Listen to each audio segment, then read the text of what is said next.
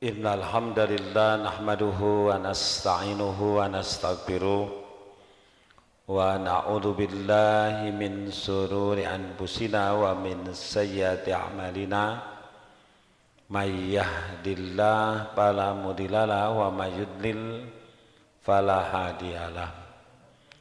Ashhadu an la ilaha illallah wahdahu la syarikalah wa ashhadu anna Muhammadan abduhu wa rasuluh alladzi la nabiyya ba'dah. Amma ba'du. Bapak Ibu nu dimuliakeun ku Allah Subhanahu wa taala, alhamdulillah di malam ketiga bulan Ramadan kita masih diberikan kesempatan kesehatan ku Allah sehingga kita bisa melaksanakan ibadah tarawih setelah tadi berbuka. Mudah-mudahan tren ibadah kita memasuki hari kedua, ketiga makin panas, makin meningkat sehingga keberkahan dan target ibadah bisa tercapai. Amin ya Allah ya Rabbal Alamin. Bapak Ibu, sebagaimana kita maklumi bahwa kita terlahir dalam keadaan mulia. Walaqad karramna bani Adam. Kami sudah memuliakan anak Adam. Jadi seluruh manusia itu sama, pas lahir mulia. Nah, kemuliaan ini digambarkan dalam hadis dalam bentuk kullu mauludin yuladu alal fitrah. Setiap yang lahir dalam keadaan fitrah.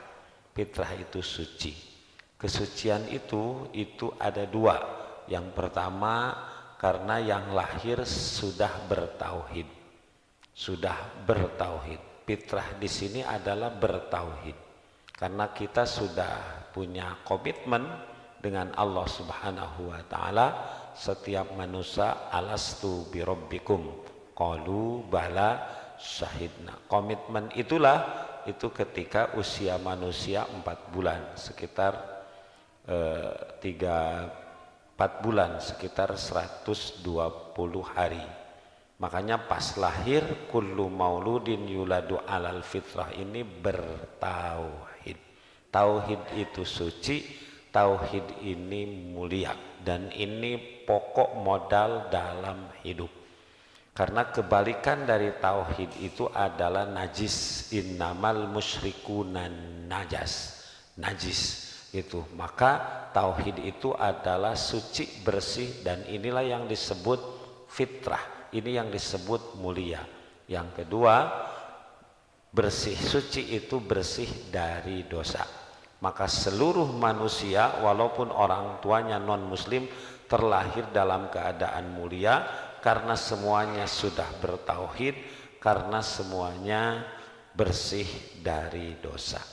Nah, hadirin yang dimuliakan Allah, inilah yang harus kita pertahankan sepanjang hayat. Sepanjang hidup itu hakikatnya kita mempertahankan jangan pernah keluar dari tauhid atau mengotori tauhid walaupun dengan musyrik, dengan syirik yang kecil disebut riya. Jangan juga kita melakukan dosa. Tapi di sini masalah asa teu mungkin urang teu dosa, sabab manusia terlahir sifatnya dua, mahalul khoto wan nisyan, tempatnya lupa, tempatnya salah. Jadi tidak mungkin, mustahil, tapi luar biasa Allah tidak pernah mempermasalahkan dosa, tapi yang dipermasalahkan ketika berdosa sadar tobat. Wa khairu khotoin at-tawwabun, sebaik-baik yang salah yang tobat. Kalau main bola, gawang kita kebobolan itu biasa, namanya juga main bola. Bisa membobol, bisa kebobolan. Tapi kalau kita kebobolan, bagaimana caranya kita membalas? Jadi 1-1, bahkan kalau bisa nanti jadi 2-1, jadi 3-1. Demikian yang dalam hidup. Allah tidak pernah mempersalahkan kita dosa karena sifat manusia mah eta. Tapi setelah dosa sadar kembali kepada Allah. Wa khairu khotoin at-tawwabun. Makanya Bapak Ibu yang dimuliakan Allah, ketika manusia dipanggil pulang meninggal, apa yang akan menyelamatkan? Dua hal ini, lakinu mautakum, la ilaha, tauhid. Berarti yang kedua Bapak Ibu sekalian, dan tauhid ini menjadi syarat diterimanya amal. Puncak dari tauhid itu adalah ikhlas, dan ikhlas itu adalah syarat utama diterimanya amal. Jadi bagaimana wujud tauhid yang benar? Ikhlas dalam beribadah. Yang kedua Bapak Ibu sekalian, nah yang kedua hakikat hidup, waqina adzabannar.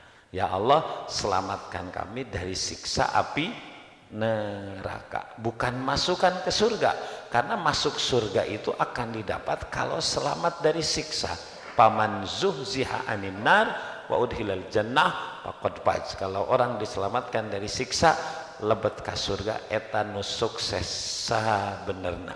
Tapi orang tidak mungkin selamat dari siksa kecuali pas mati dosanya diampuni. Maka kembali hakikatnya ke kemuliaan sejati itu adalah fitrah itu satu bertauhid, yang kedua bersih dari dosa. Maka tugas kita adalah ini. Bahkan kalau pas lahir kita mulia, bisakah kita berjuang dalam hidup itu kita lebih mulia, bahkan paling mulia? Siapa orang yang paling mulia? Orang yang bertakwa. Momentum. Jadi orang yang paling mulia di bulan Ramadan. Inna akramakum indallahi atqakum. Kalau pas lahir mulia, kalau kita berjuang bisa meraih takwa, itu inna akramakum paling mulia. Hadirin sekalian, tidak ada ibadah yang targetnya takwa iwati saum. Kalau sholat targetnya tanha anil fahsa iwal munkar. Lamun zakat nanti zakat fitri, zakat fitrah tukhrotan lissaim minal lagwi warrabas wa tu'matan lil masakin.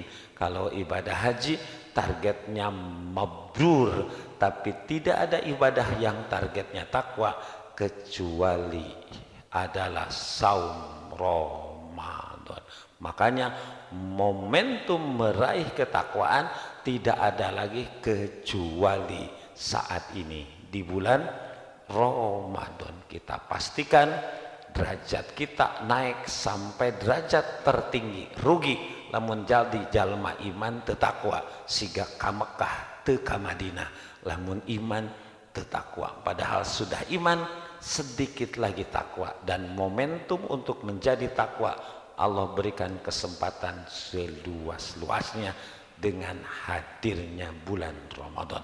Takwa teh ngalaksanakeun sagala perintah, nebihan sagala larangan. Makanya Ramadan kenapa disebut bulan penuh barokah? Karena diwajibkan saum. Ketika saum diwajibkan, seluruh amal ibadah meningkat, kemampuan pengendalian diri kita juga jadi hebat. Bukankah itu jalan bisa meraih ketakwaan? Nah, oleh karena itu Bapak Ibu, mangga urang sasarengan pareketkeun diri urang sadayana mencapai target ketakwaan. Hidup kalau tidak ada target tiasa ngukur berhasil jeung henteu.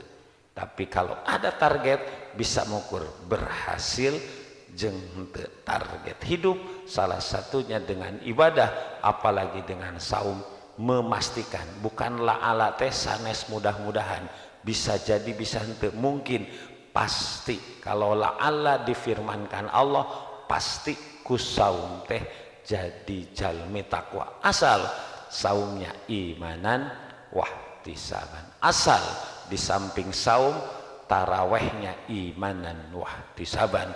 Asal Ramadannya mendapatkan malam Lailatul Qadar, dasarnya man qoma Ramadana imanan wahtisaban gufir lahu ma taqaddama min danbi. Mudah-mudahan kita sekalian bisa menggapai derajat takwa dengan saum ini untuk memastikan hidup kita akramakum indallahi atqakum. Qulu qouli hadza wa astaghfirullah li wa lakum. Wassalamualaikum warahmatullahi wabarakatuh.